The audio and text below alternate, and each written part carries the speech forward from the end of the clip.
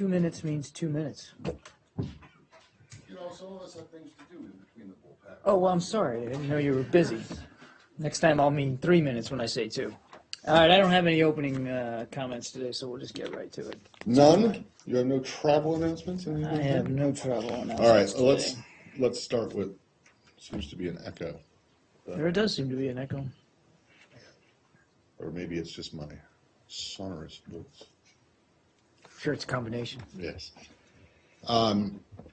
Let's start with the Middle East and some comments that Secretary Kerry made yesterday, and also that the White House just made. One, how solid is it the Secretary is going to go to the Middle East in the coming days?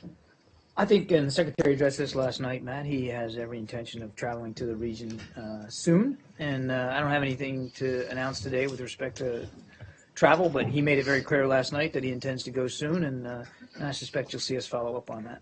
Okay. Is there any discussion that you're aware of him convening a quote-unquote summit between President Abbas and Prime Minister Netanyahu in Jordan? Look, I'm not going to get into the specific agenda items when he travels, so I have nothing to report on this, on the press reporting I've seen with respect to that. But as he said yesterday, he does remain deeply concerned by the continued escalated violence, and it's something he's been focused on, obviously, for a while now, and intends to travel to the region to continue those kinds of discussions. How, what form, where, all that. I think, again, I don't have any travel announcements to get to today, so I just don't have any details. In other words, the where, when he says travel to the region, travel to the Middle East, does not necessarily mean traveling to Israel or the Palestinian territories. That's correct. Se. Travel to the region is as specific as I can be right now. Well, with the intent of addressing the issues in Israel. Certainly. I mean, one of the reasons he wants to go right now, and as he talked about last night, is his continued deep concern that he expressed yesterday up in Boston about the violence. So obviously that would be foremost on his mind as he travels to the region, which will happen soon. I just don't know when that's going to be. I don't have any announcement for you on that. And as for specific stops and agenda items, we're just not there yet. Some of the other, go to some of the other things that he mentioned. There's been quite a bit of a, I don't know, uproar, maybe is the right word, about his comments about settlements contributing to a massive increase in settlements over the course of the last years being responsible for the current upsurge in violence. Recognizing that the settlement issue is one that is of serious concern to the Palestinians, is it the administration's view that settlement activity is in fact to blame for or is responsible for the current surge in attacks that we're all seeing? I think the Secretary was very consistent yesterday and has been over time in not trying to affix blame for the recent violence too particularly. And he was unequivocal yesterday, as you saw, in condemning the terrorist attacks against Israelis. What he has talked about is the challenges that are posed on both sides by this absence of progress towards a two-state solution. So, and he's also highlighted our concern that current trends on the ground, including this violence, as well as ongoing settlement activity, are imperiling the viability of eventually getting to a two-state solution. So it is not then the administration's view that a massive increase in settlement activity in the last years is directly responsible? I think the Secretary well understands that there's a lot of nuance and context behind the violence that's occurring recently. And as I said, he was careful not to affix blame in either direction on this in terms of past practices. What he did talk about, and you might have seen if you saw him at Harvard last night, is that he understands there's disenfranchisement, there's disgruntlement, there's frustration on both sides that have led to this. Can I ask why is it so important for him or for the administration not to affix blame or not to call out who it believes is responsible for what's going on right now? Is it the case that the administration does believe that both sides bear responsibility for this?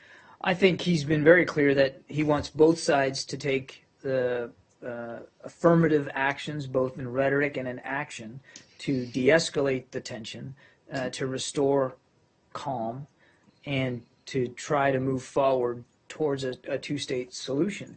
He also recognizes, as a public servant with a long career associated with foreign affairs and the diplomatic relations of this country, that many of these issues are ages old, and when there's a specific attack, such as we've seen, we are not shy about calling it out. And as I said last week, on if we believe it's terrorism, to say it's terrorism. We're not shy about that in terms of affixing responsibility for it. But in terms of the general scope of the violence that we're seeing and the unrest, he's been very clear that rather than to affix blame specifically on all of that, to try to focus on moving forward and restoring calm. Okay, but isn't one of the things that you have to do if you're going to move forward and restore calm is to address what has happened previously? No, isn't it? Yeah, of course. I mean, you have to deal with this issue in the context of the times and the context of what's going on. I mean, how far back do you want to go in terms of, some of the ill will? He's trying to keep it in perspective of what we're seeing right now, which is obviously not constructive and not helpful to getting us to a two-state solution. All right, this will be very brief. I understand that you have decided now how to qualify the stabbing attack on the Palestinians in Dimona. Yes, we've had a chance to look at that attack more deeply, and I think you're going to ask me, what do we consider it an act of terrorism, and we do. You do consider it an act of terrorism. Okay, so that would suggest then that you believe that that both sides are in fact committing these. Well, I would say that certainly individuals on both sides of this divide are have proven capable of, and in our view, guilty of acts of terror. All right, and then the visit to Temple Mount, Haram al-Sharif by Israelis. Does the administration consider that to be visits to there? Does the administration consider that to be incitement? I'm not going to, be able to characterize every single act with terminology. What the secretary has said and stands by is that we want to see the status quo restored. The status quo arrangement there on Haram al-Sharif and the Temple Mount, and for both sides to take actions to de-escalate the tension. So incitement can take many forms. Again, I'm not going to, I'm not going to go through a laundry list of what is or what isn't. I mean, the secretary spoke specifically about incitement yesterday, and we recognize that incitement can go both ways here. But it's whether it's action or rhetoric, it's things that encourage others to continue this cycle of violence is just not helpful and not going to get us to what we really want to see there. Is it the administration's position that the status quo at the Temple Mount has been broken? Well, certainly the status quo has not been observed, which has led to a lot of the violence. John. Yeah. Can I ask you? Go ahead. The secretary spoke about re-engaging last night. That's the word he used. What does that mean? I mean, re-engaging since last year's failure of the talks. Does that mean that he's even looking at trying to get the sides together? Well, I don't want to get ahead of things here, but when the secretary talks about re-engaging, it speaks directly to his desire to continue to pursue a two-state solution there, and he recognizes that that's hard work, that's complicated, that's going to take some time. It doesn't mean by saying re-engaging that we were disengaged. It just means that I think the secretary obviously believes that this is an effort worth pursuing and worth pursuing as energetically as possible. So what I understand what you're saying is that he does he is thinking of trying again to mediate and bringing these two sides together. No, I wouldn't go that far. At least not at this point, Leslie. What he's interested in doing right now, immediately, and you heard him talk about this yesterday, is trying to see if there's ways where we can reduce the violence, and to help restore some sense of calm there, so that meaningful work can be done to try to find a two-state solution. But right now, it's difficult to have that kind of a discussion when there's so much violence going on, and you see it again just today. So I think that's where his chief concern right now is on communicating his desire to see that the violence be reduced. So does he believe that bringing the sides together would be helpful, or is it premature? When you say bring the sides together, Bringing the leaders to work on a two-state two solution. separate rooms, same house. Same Again, I'm not building. going to get into modalities here. The secretary's made clear his concerns over what's going on there and his desire to travel to the region to engage and to discuss and to try to find ways to reduce the tensions, restore the calm, and then start to work collaboratively, hopefully, towards a two-state solution. John, Yeah. what would be the practical steps that both sides can take immediately to diffuse the situation? What would be like practical suggestions to both sides that they must do Well, now? I wouldn't get too specific here. What I think the secretary spoke about this yesterday very clearly, that the violence needs to stop. So to the degree leaders on either side can help lead to that outcome, that would be useful. The incitement needs to stop. Right. So to the degree to which leaders, whether they're responsible for it or not, to the degree that they can contribute to an atmosphere which isn't encouraging more violence, more killing, that would be useful.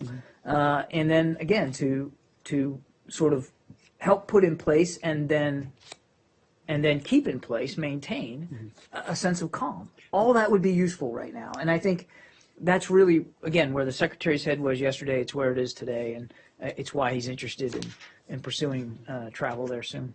For instance, the Israelis put a great many checkpoints in the last, let's say, 24 hours in and around Arab neighborhoods, Palestinian neighborhoods in Jerusalem and the surrounding areas and so on. Would that be something that the secretary or you would call on the Israelis to undo, so to speak, to sort of to alleviate some of the frustration or the feeling of being cooped in and so on by these young men and women? Well, I don't think it's going to be useful for me to stake out a position on each and every decision that Israeli security forces are making. They certainly have an obligation towards their citizens, and we understand that. Again, what the secretary wants to see is the violence cease. Mahmoud Abbas just made a short speech a little while ago. I wonder if you had the chance to see it. I have not. But he's basically accusing Israel of conducting summary executions and so on. He's threatening to take it to the International Court, International Criminal Court. He's saying that we will not be held hostage to an agreement that Israel is not adhering to, and so on. Apparently, he's talking about Oslo. He's saying that the Palestinians must have a recourse to resist an occupation. Do you agree that the Palestinians must have some sort of a method or a course and so on by which they oppose this occupation that has gone on for so long? Well, again, without getting into specific terminology here, say what we would like to see is progress made on both sides in both rhetoric and in action towards a meaningful two-state solution. That is very difficult to get to even get to the process of pursuing that when there's so much violence going on, which isn't doing anything but spiraling the tension upward rather than downward. And so again, what we want to see is both sides take the actions to calm things down so that we can have meaningful discussions and progress towards a two-state solution. So Yes. you've called this wave terrorism. You now have 28 attacks over 14 days, 7 dead, over 70 wounded. Just a couple hours ago, you had Ambassador Saperstein come here, and he said to hold Israel to different standards than any other country isn't just inappropriate, it's anti-Semitism. What would you have in terms of these checkpoints? What would you have Israel do? And I'll follow up on that because the exact quote from yesterday wasn't actually read. Kerry said, and there's been a massive increase in settlements over the course of the last years, and now you have this violence because there's a frustration that is growing. Is the suggestion that what Israel should do is stop settlements, and if that's the suggestion, are you not also suggesting that the terrorism that is happening at the current moment, as you describe it, has legitimate political motivations? On settlements, our policy has not changed. We continue to believe to continue to take the position that they're legitimate. So there's been no change on our policy on settlements. And hang on, just let me finish. You asked a whopper of a question, so you got to give me a chance to answer here. So no change in our position on settlements. And obviously we don't want to see that practice continue. Okay, that's crystal clear. And you're right the way you read the quote back. And I'm actually glad you did, because it just reinforces my point earlier. The secretary wasn't saying, well, now you have, the settlement activity is the cause for the effect we're seeing. Is it a source of frustration for Palestinians? You bet it is. And the secretary observed that. But he's not, this isn't about affixing, as I said, blame on either side here for the violence. What we want to see is the violence cease, and we want to see it end. And so to your other question, well, what do we want to see the Israelis do? And I think you mentioned checkpoints. It's not our, we're not going to dictate immediate, security requirements onto Israel. Again, the Israeli government has a right and a responsibility to protect its citizens. Now, we have seen some, I wouldn't call the checkpoints this, we've certainly seen some reports of what many would consider excessive use of force. Obviously, we don't like to see that, and we want to see restrictions that are elevated in this time of violence to be as temporary as possible if they have to be enacted. What we want to see, though, to your second question, is for both sides to take the leadership responsibilities of calling for calm, maintaining that calm, and being able to restore a sense of normalcy so that people can get on with their lives safely and not have to worry, but also so that we can really begin to have again a meaningful discussion towards a two-state solution, which we continue to believe is the outcome that's best for the people there in the region. But Abbas seems to be losing complete control. I mean, apparently a lot of these people are very young, and they're not listening to him. He had no authority over them. They move about. A lot of them are from East Jerusalem, where he exercises no authority whatsoever.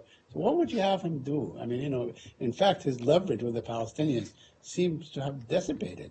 And, in such a situation, what would be a course of action that the United States, as someone who was, garnered this peace process or the pursuit of a two-state solution, has done for over 20, 25 years? So I can't give you, and I wouldn't, just like we're not going to, dictate from this podium temporary security restrictions that the Israeli government may or may not need to put into effect. I'm not going to dictate from this podium, specific steps that President Abbas has to take. I mean, he's the leader, and the secretary was very clear yesterday. Our expectation of leaders is that they're going to do what they need to do to get calm restored, to reduce the violence. and to begin to start again on a process of dialogue here towards a two-state solution. Doesn't that leave you in a very awkward position, or a difficult position, not awkward? The fact that he was elected 10 years ago and, does not really have a great deal of credibility among his people. My position up here is never difficult or awkward. I mean, Really? Never difficult? um, All right. look, I think I've answered this. I don't think I really can answer it any better than I have in the past. Can I think just my answer follow would up be the on same. logistics? Now, you said that the secretary may meet in the region, but he could also go to the West Bank and to Israel, right? It is possible on his trip.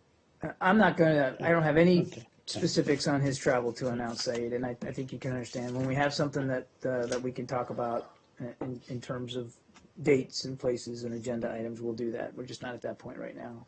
Yes. On Iran. I wasn't looking. We got more usable sound bites. We're gonna go. Okay, go ahead. Let's get some.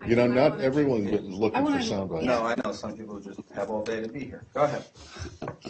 Whoa. I'll make it Okay. snappy. No, it's not you. Believe me. Okay. I was just wondering. I'm if, sorry to put you in the middle of that.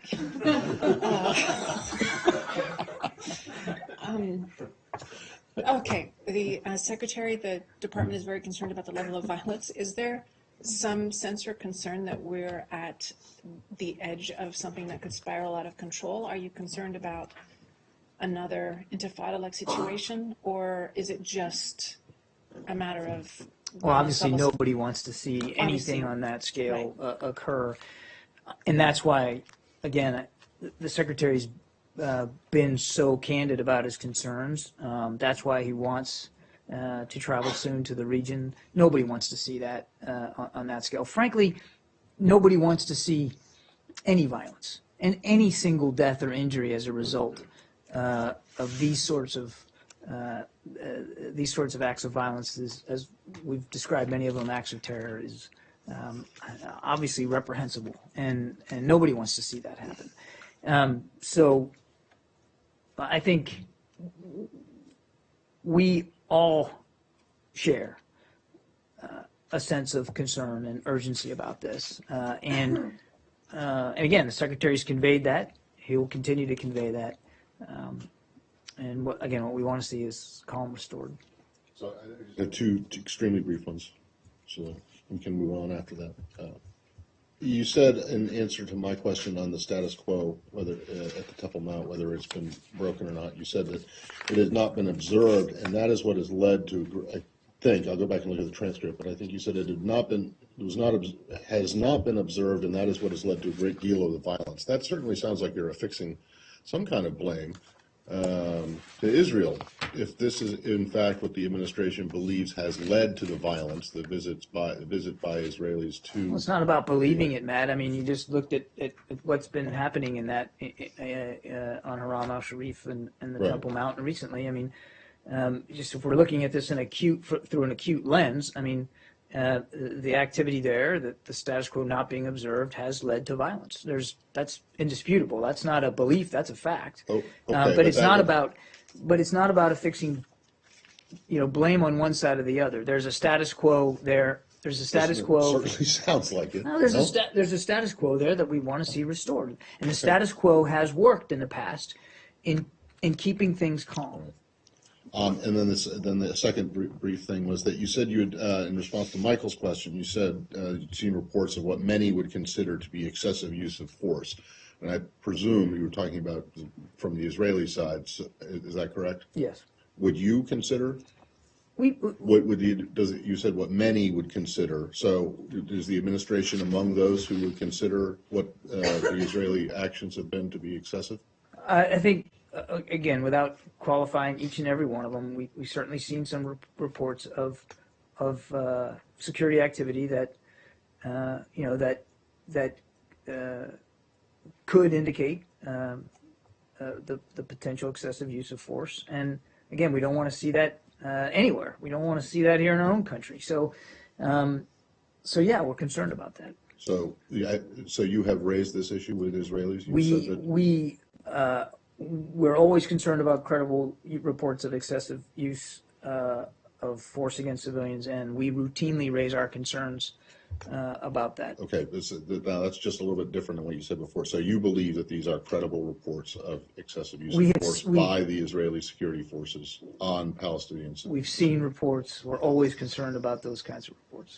I just have one really quick one, and then just 4 days ago, the Prime Minister's office said that Kerry, and I'm quoting here, clarified that the U.S. is aware of the fact that it is Israel's policy to maintain the status quo on the Temple Mount and not to change it. That's from the Israeli side. That's a readout from the Israeli side. I understand you're saying that there have been breaches of that, but it is your understanding that the Israeli policy is not to change the policy, or? I'm not. It's not my place to characterize Israeli policy. I can only tell you what our policy is and what we'd like to see. So, okay, all right. Justin? I wanted to ask about this Iranian state television broadcast, which purports to show an underground tunnel packed with missiles and missile launchers. A, do you think this video is legitimate? And B, in other words, real? And do you think that, it's provocative in nature? They say in the broadcast that this could be used if enemies make a mistake. That was the quote. Have you seen this footage? Nope. No? So you can't comment on whether it may be authentic or not? It's impossible for me to comment on a video I haven't seen, Justin. But look, I mean, to take 10 steps back here, I think it's important to remember the Iran deal was about stopping their pathways to a nuclear weapon, which it does. And that an Iran without nuclear weapons is certainly better for the region and better for our allies and partners to deal with than an Iran with nuclear weapons. The third point I'd say is that nobody has and nobody will turn a blind eye to the destabilizing activities that Iran continues to prove capable of in the region. So I don't know about this video, and I haven't seen it, so I can't qualify it one way or the other. But let me just make it clear that we have tools at our disposal across the levers of government to continue to deal with the malicious and destabilizing activities that we know Iran's capable of. And do you want to weigh in at all on the Most likely my answer will be no, but the, go on ahead, the keep debate going. going on right now about the future of the U.S. troop presence in Afghanistan? What opinion does this building take about the need? 9,800 there now. There's obviously a strong argument to keep a large presence in the future, given the threats in the region.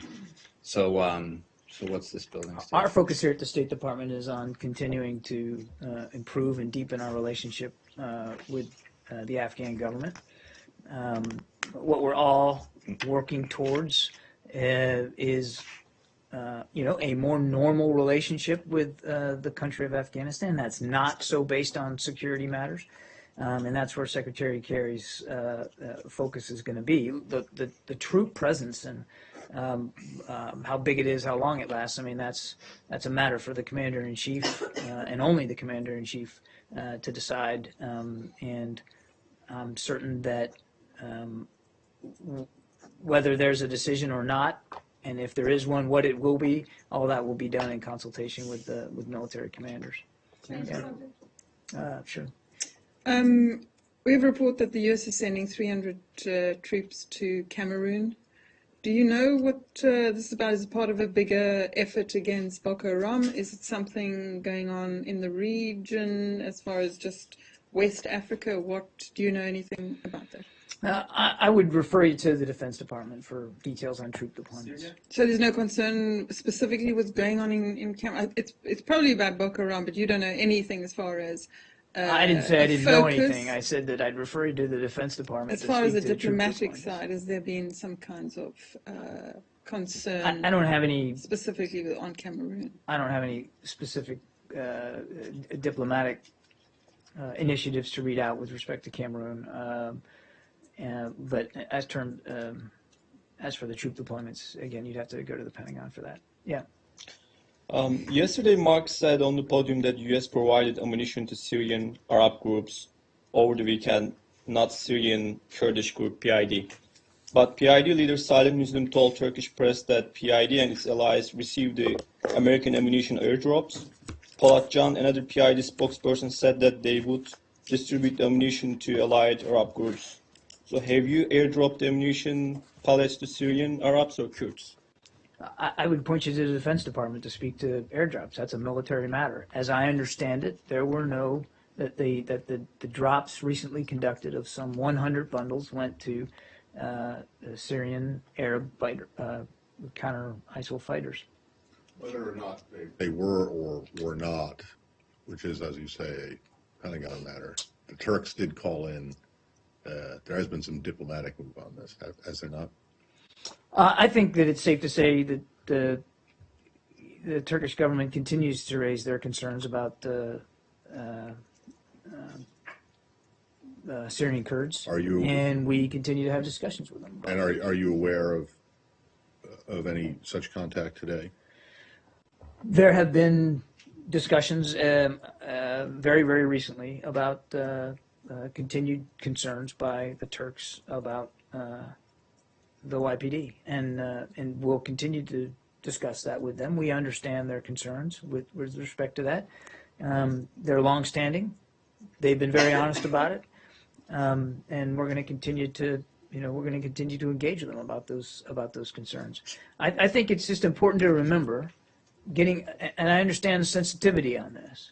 The focus in Syria for the United States and the other 60-plus members of the coalition is about counter ISIL, and we will continue to appropriately support those groups that are proving effective against ISIL inside Syria.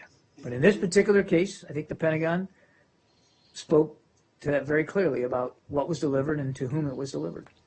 Is it true that American Ambassador John Bass was summoned to Turkish Foreign Ministry over the concerns related to PID? I think Matt was just asking about that. I don't talk about the details of diplomatic conversations. I can tell you that we continued to talk to the Turkish government about their concerns, specifically with respect to the Syrian Kurds, and those discussions will continue. Another question, last one. Have you seen the Turkish Prime Minister comments on the ammunition deliveries to PID? He said that if these ammunitions fall into the hands of PKK, Turkey would destroy those ammunition in Syria as it has done in Iraq. Is there a question? Yeah, it's a question. What's your question? My question is... Have I seen those comments? Yeah. No, I have not. For one, go ahead. Yeah. Go ahead. This is just going to be very brief. Yesterday, in his comments in Boston, the Secretary said the following thing about the Iran deal and the Jason Rezaian verdict. He said, I'm not going to go backwards in terms of talking about the conversations you've had with the Iranians over the course of the negotiations, except to say that the families themselves of these hostages knew exactly what our strategy was and why it was important not to hold a nuclear agreement hostage to hostages.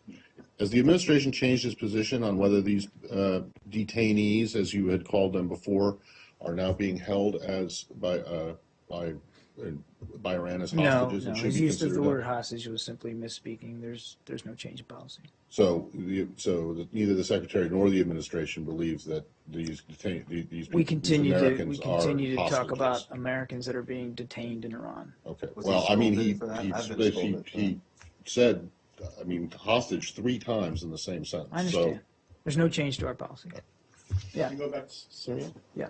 I just wanted to ask you about the Russian airstrikes. Now, the Russians are claiming that they're hitting so many ISIL sites and camps and so on. You, on the other hand, say that most of these strikes miss ISIS or are directed toward someone else. How do you determine whether which reports are correct? I mean, how do you determine the veracity or the lack thereof of Russia's reports? As I addressed this, I think, last week, and Right. Without getting into intelligence matters, Right. we have a variety of sources of information that, when taken together, gives us a good degree of confidence in what we see the Russian military forces striking. Mm-hmm. And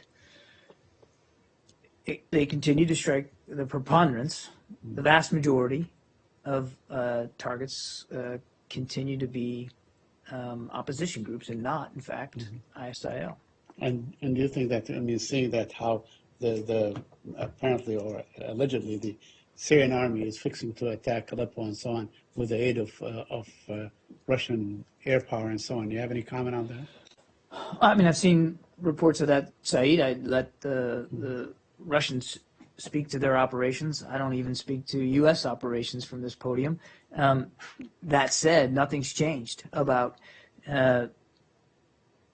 our conviction that there's not going to be a military solution to the civil war in Syria. That the fight needs to be against ISIL, and if the Russians are able and willing to contribute to that fight, that's a discussion that we're willing to have. At the same time, assuming they're willing to have that discussion, what has to happen is continued work towards a successful political transition. There has to be two tracks here. You can't divorce them. You can't separate them. They have to go hand in hand.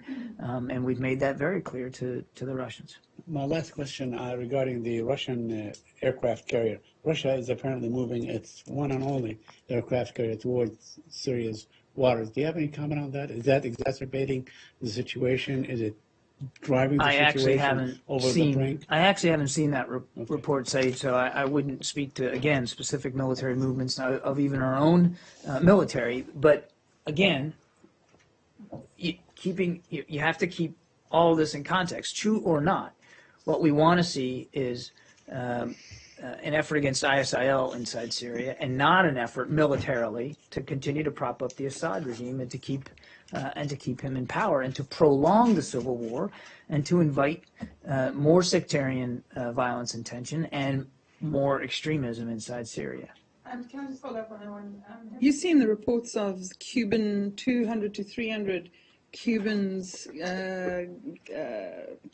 A source says that basically a brigade of trained soldiers have gone into Syria to help the Russians. Yeah, I've seen those reports. I'm not in a it? position to independently confirm them. What about these reports that Lavrov, these claims that Lavrov is making that the U.S. turned down multiple opportunities, one in Moscow and one in Washington, to hold higher level deconfliction talks or military talks? We've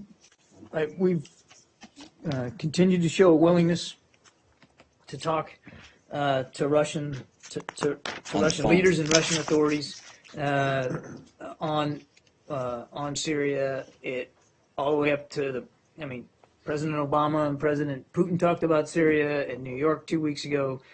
Secretary Kerry continues to talk to Foreign Minister Lavrov about this, and DOD is continuing to have lower-level military discussions with the Russians about professional and safe conduct. Point I'm trying to make is there is a dialogue ongoing. It will continue.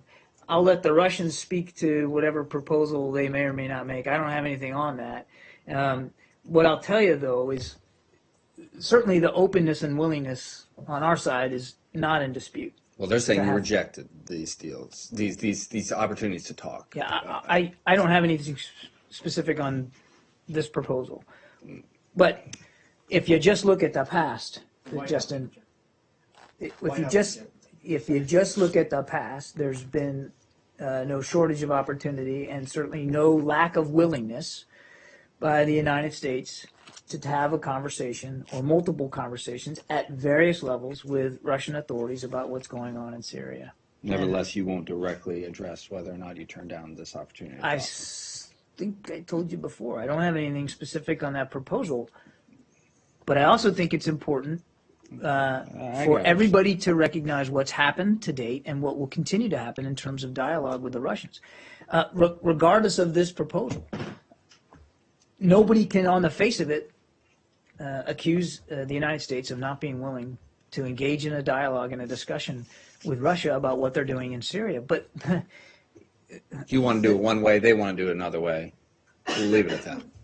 Do what one way? They want to have these meetings. You don't want to do the meetings that they're proposing. You want to do your own meetings, video teleconference that they No, I didn't record say and put that. on YouTube. I didn't say that. We're going to continue to have a dialogue, as we must with Russia, about what they're doing in Syria. But all that's great. But if it doesn't lead us to a better outcome here, which is not the pursuit of a military solution to the civil war, not the propping up of Assad, not the exacerbation of more violence in Syria, then those discussions aren't going to prove very productive and fruitful. And having a debate about who offered what and what's on the dance card is kind of immaterial, because what matters in Syria is the result, and that's what we're focused on. John, yesterday Secretary Carter seemed to draw limits on the way you'll interact with Russia about Syria. He said that our work with Russia has to be focused on air safety, and that the U.S. doesn't want to be associated with what Russia is doing in Syria. And that seems a little different than what you're saying. He was saying we're willing to talk to them, but on air safety issues, not anything else.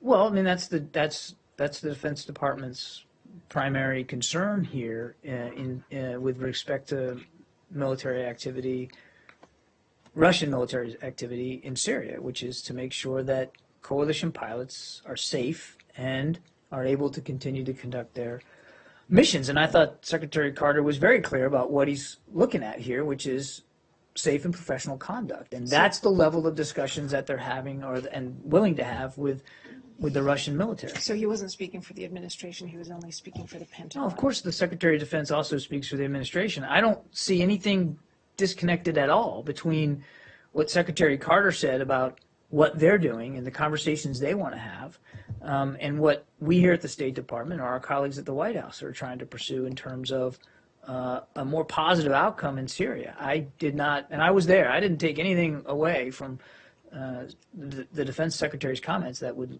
lead me to believe, should lead anybody to believe, that there's a gap here or a disconnect. Okay, it sounded to me like there might be a little bit of I think, disconnect again, there, I don't want to speak for another federal agency, so I'll be careful here, but my sense of it was he was speaking for the equities of the Defense Department, which is the ability to conduct a military mission inside Syria.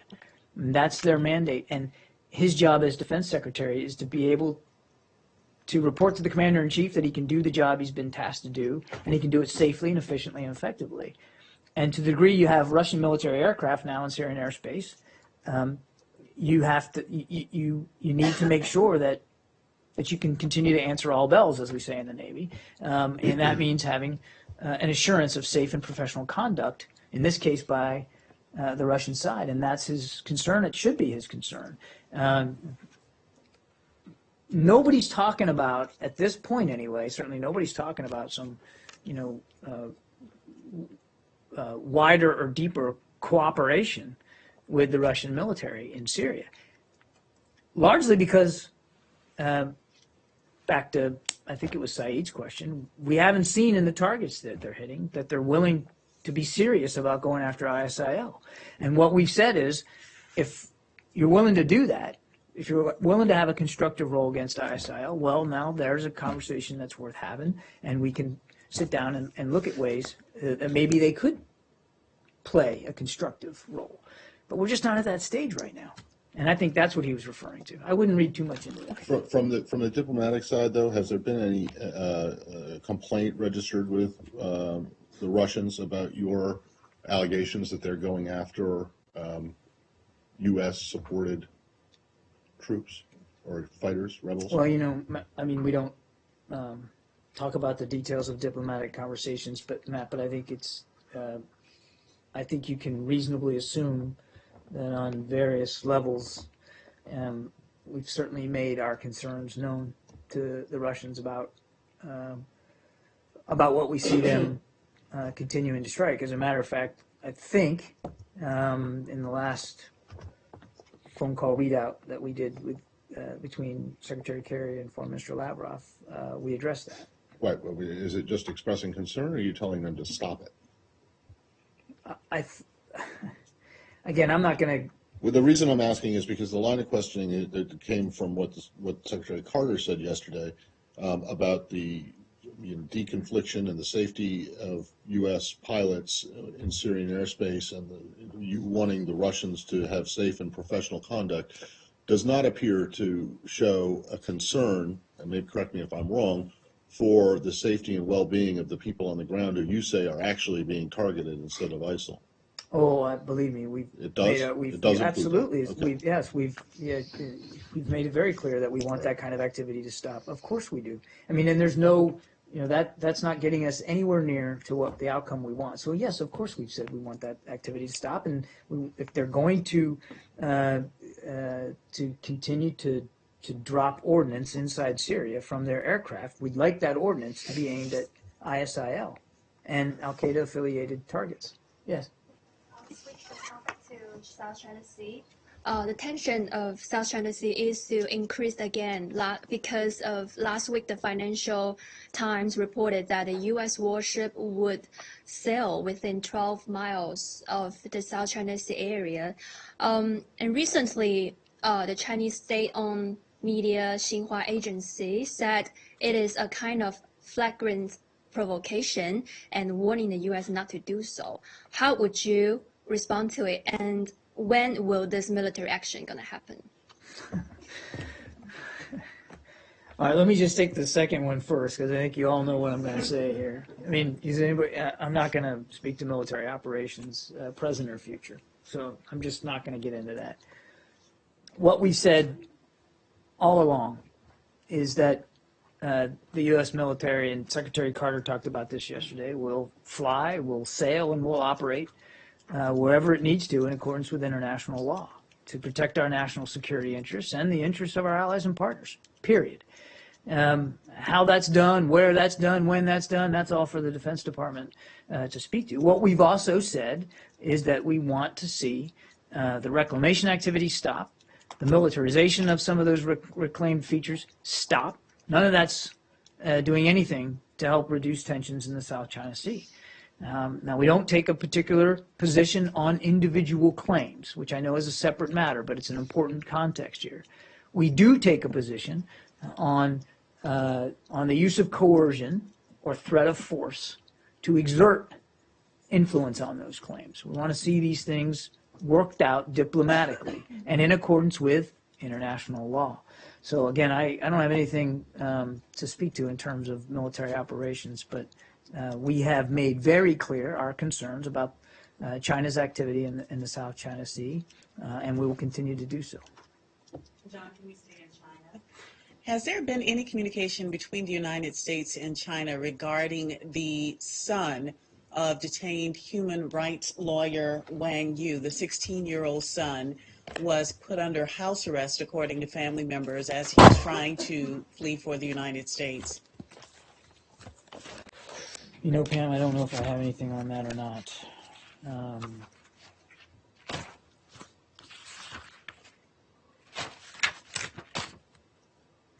Let me just check one other place, and if I don't, you're going to have to let me take that question. I don't think that I have anything on that for you. I'm afraid I'm going to have to get back to you, Pam. I'll take that question. The South China Sea issue. The way you guys talk about this, it kind of sounds like you're treating it as if it's in a vacuum, that the United States will sail around these islands just as it sails through any other international waters. But do you guys at least acknowledge that it will have diplomatic repercussions, that it will raise tensions with China if you do? Again, I'm not going to speculate about military operations and whether or not they'll occur, where or when they'll occur. I won't speculate. We have an obligation to defend our interests, and our military does that better than any in the world. And speaking as a former naval officer, again, I want to be careful here that I'm not, speaking for the military, but speaking as a former naval officer, I can tell you the Navy has and will continue to sail and to operate in accordance with international law where it needs to defend our interests and to secure those, help secure those interests of our allies and partners. It's not it's not an act of bravado. It's it's a requirement. That's why you have a Navy. And I've said before, I'll say it again, freedom of the seas is not just for whales and for icebergs. That's why you have a Navy, to help protect the freedom of the seas. And our Navy does that, again, better than any other in the world. This is a principle, a fundamental principle, that we're going to continue to uphold.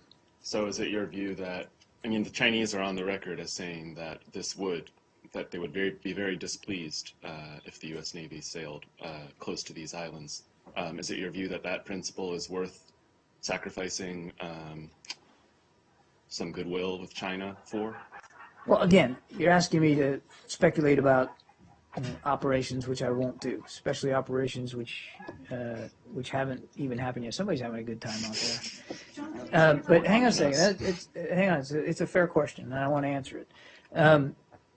We obviously want to have a constructive relationship with China, and we do on many matters. I mean, China was enormously helpful in the Iran deal negotiations, and President Xi, when he was here, signed with President Obama new clean energy and climate goals, all very useful. And we have, been able to cooperate and to discuss things like humanitarian assistance and disaster relief. And they share a concern about piracy on the high seas, as do we. And so there's lots of areas where we can cooperate diplomatically, economically, and even militarily on occasions. Nobody wants to see the relationship succeed more than Secretary Kerry. That said, we have primary security obligations to the American people and to our allies and partners in the region, and those have to be upheld. I'm not going to speculate about what the Navy's going to do, where or when. I won't do that. But I think it would be irresponsible if we proved unable or unwilling to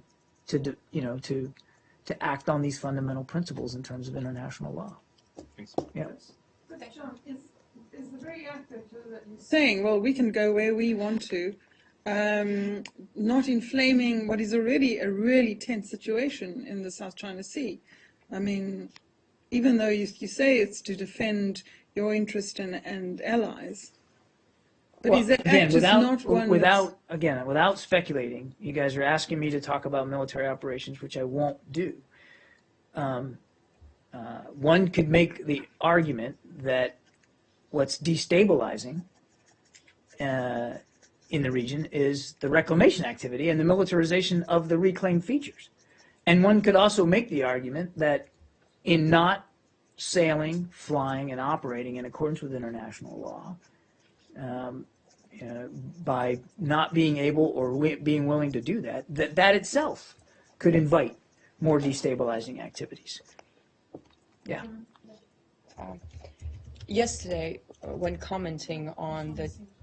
Okay, let me come back to you. Okay, She's been very okay, patient. So okay. I know you're probably not going to It ask is a about different the South topic, China though. Sea. It's fine. Change- It's fine. yeah. Go ahead. Thank you. Yesterday, commenting on the Dutch investigation report, Mr. Toner said it does say that MH17 was shut down by Buk missile fired from separatist-controlled area in eastern Ukraine, and we've said it from day one. Here's what the actual report says. Page 147.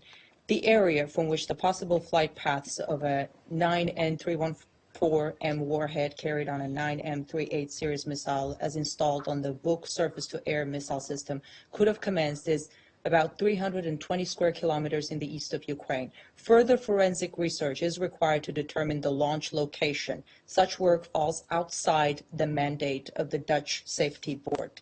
I understand that Mr. Toner voiced the U.S. assessment, but why attribute it to the Dutch report when he wasn't there?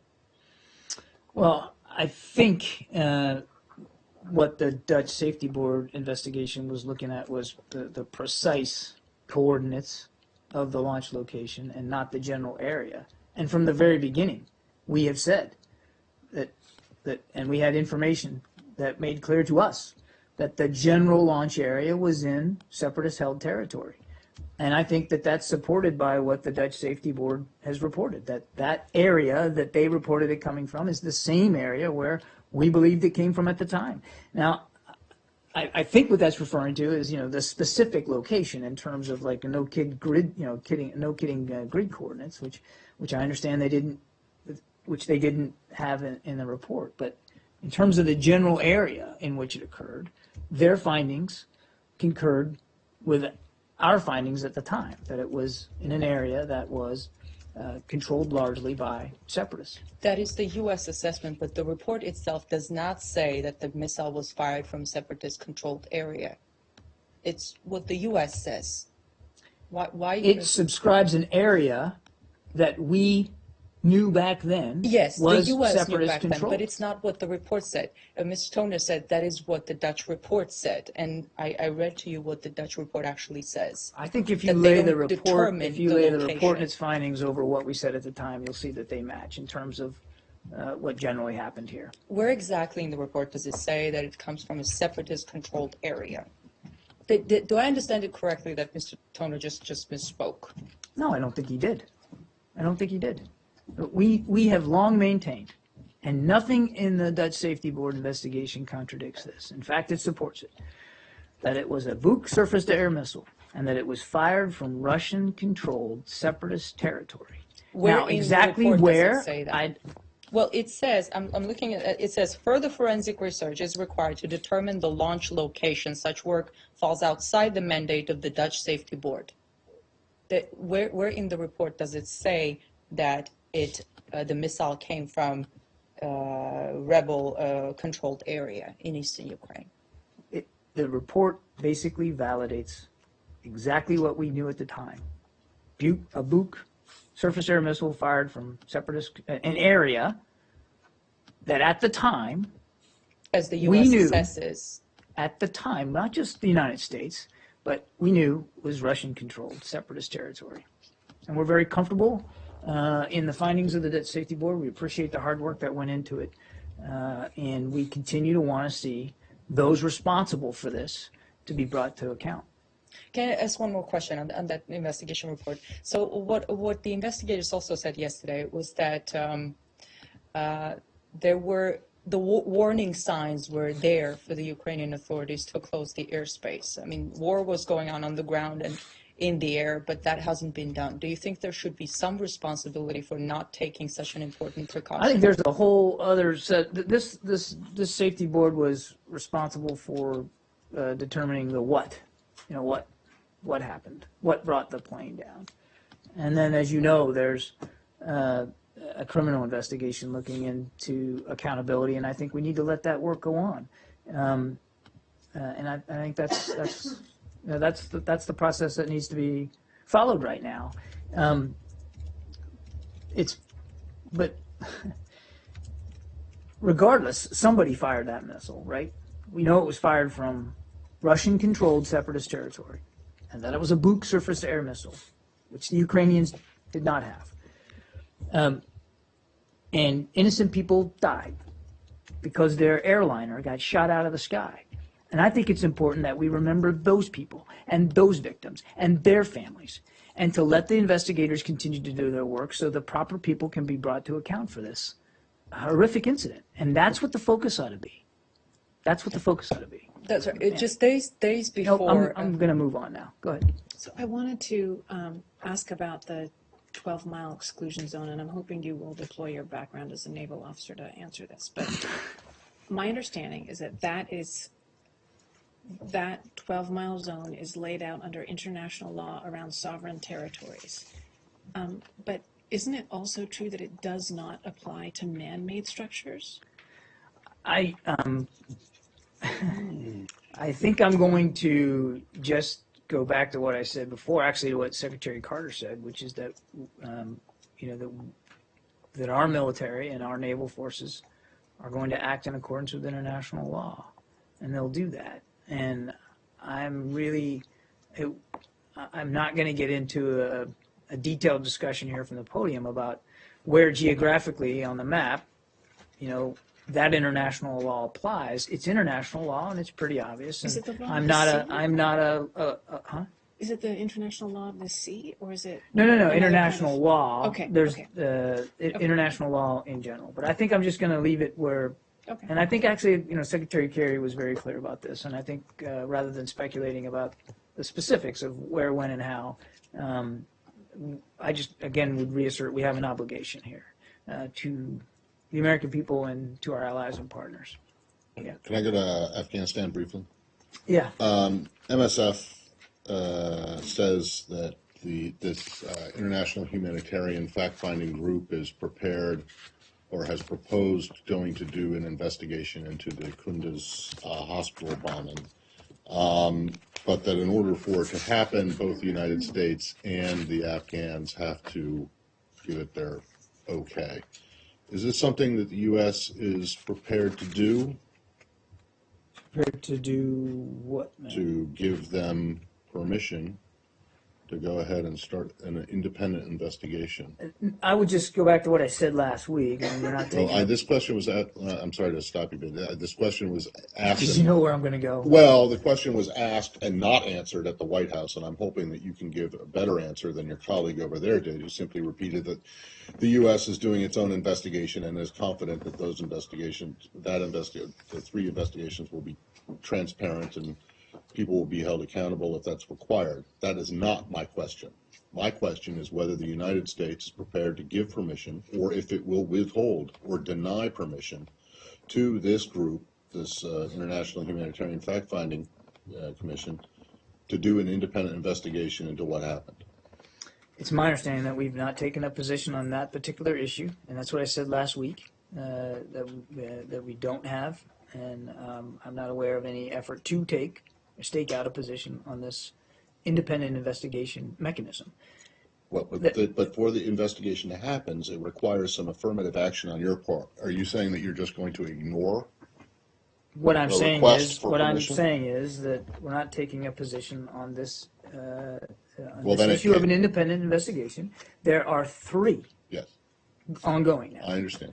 And the Secretary has complete trust and confidence that those 3 will be thorough and fair and complete and transparent when complete, and that we'll be able to get answers to what happened, how it happened, and more importantly, how we can prevent it from happening again. I have no doubt that the Secretary and the rest of the administration believe that this is that is the case. That is not my question. My question is, but that is my response. Well, the problem is that it doesn't answer the question. If you're just going to ignore, you have to take affirmative action. In other words, in order for this investigation to happen. I know of no such action. Well, that exactly. Is being so considered. Essentially, you're just going to ignore it and hope it dies. To say that we're no, I'm not saying you're not interested in finding out what happened. I'm not saying that you're not doing, or the administration or the military or NATO or whoever is doing an investigation. I'm not even casting doubt on whether the investigation will be, fair and honest and transparent, or that people will be held accountable. The only thing I'm asking is whether or not you will give permission for an independent humanitarian fact-finding committee to look into what happened. And I think what you're saying, I think the answer to my question is no, we're not going to take any action on it, which means that their request effectively dies because you're ignoring it, right? The Secretary is confident that the investigation's underway. I'm sure he is. We'll be able to get us to the bottom of what happened and how it could prevent it from happening again, and if it needs to hold those to account that need to be held to account. Can if you that's just the case. explain so the administration will not give permission? Is that correct? I know of no such effort at this time. You know of No such grant effort to permission? give this time to move forward on or to take a position on an independent investigation. In other words, but you do accept that not taking a position on in an independent investigation means one won't happen, right? I understand the modalities that you're talking about. Again, what our focus is on the investigations that are currently ongoing, and to making sure that those investigators are able to let the facts take them where they may. That's what matters here. And look, I said this before, nobody investigates itself more thoroughly or aggressively than the United States military. I understand. am not taking issue with that. I know you're not debating it, but I think it's an important point to point out. Some people would debate it. I, however, am not. It's Okay. a simple question. Fair I don't enough. understand And I why I can't appreciate get a that. simple answer that no, you're not going to give permission. I've given you an answer.